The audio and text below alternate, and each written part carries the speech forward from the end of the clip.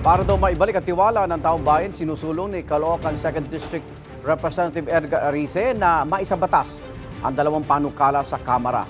Una, ang House Bill 2037 o Anti-Political Dynasty Bill na inihain ni Arice noong Hulyo. Sa ilalim nito, pinapanukalang limitahan sa dalawang magkamag-anak na pwedeng maupo sa gobyerno.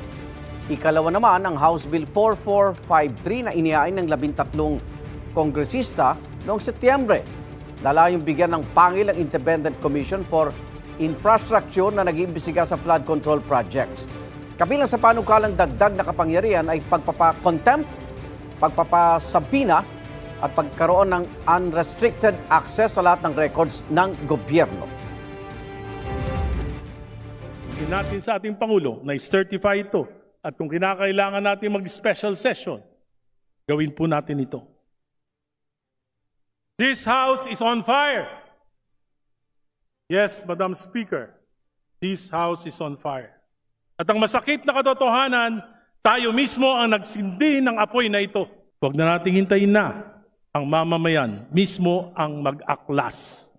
O ang kasundaluhan ang gumawa ng mga bagay na yayanig sa ating demokrating kung pamumuhay.